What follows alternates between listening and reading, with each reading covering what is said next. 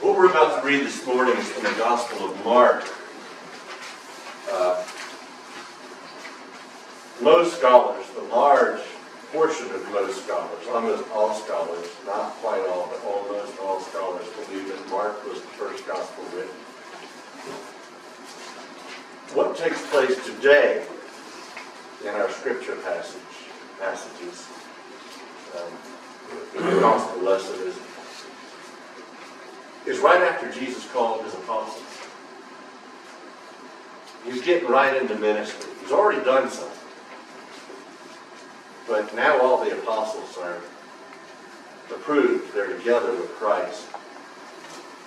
And this is taking place, once again, very early on.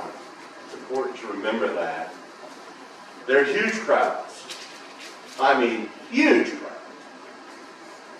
Hundreds and hundreds and hundreds, if not more. Thousands in all probability.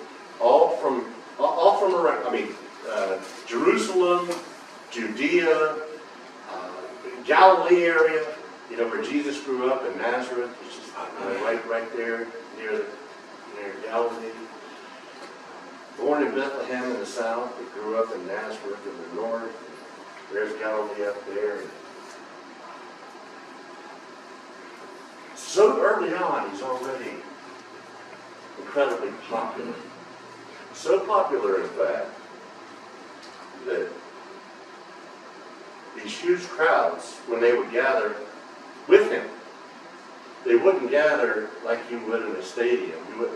They would be coming up to him. They would want to touch him. They would want to talk to him. Don't you think that they wanted to get through the disciples to get to him? In a minute, we're going to read how things were so hectic because of all the popularity that Jesus had. The disciples could not even eat. Jesus and the disciples couldn't even eat. It's not that they didn't have time to, because we can always choke something down as we're going along, right? They couldn't get the food to him. They couldn't get the food to each other. There were so many people. Please understand that as we get into the scriptures this morning, and as we listen to the message God has in store. Mark chapter 3, verses 20 to 35.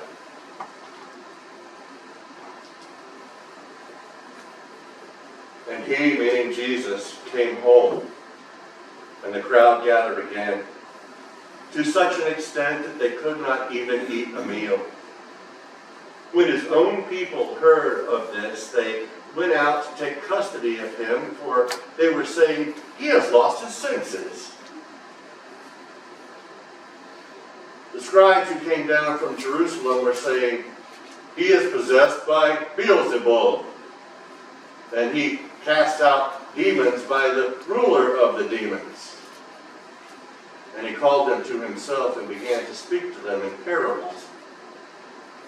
How can Satan cast out Satan? If a kingdom is divided against itself, that kingdom cannot stand.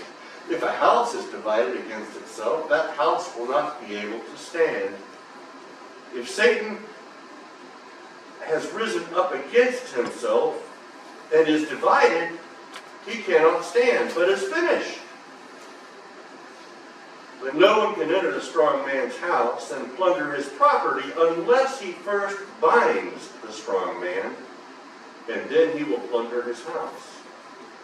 Truly I say to you, all sins shall be forgiven the sons of men, and whatever blasphemies they utter will be forgiven. But whoever blasphemes against the Holy Spirit never has forgiveness, but is guilty of an eternal sin, because they were saying he has an unclean spirit.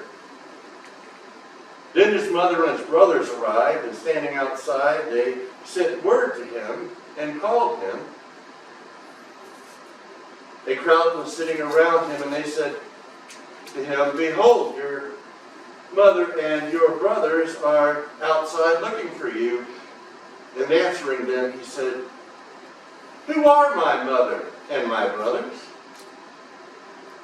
Looking about at those who were sitting around him, he said, "Behold, my mother and my brothers.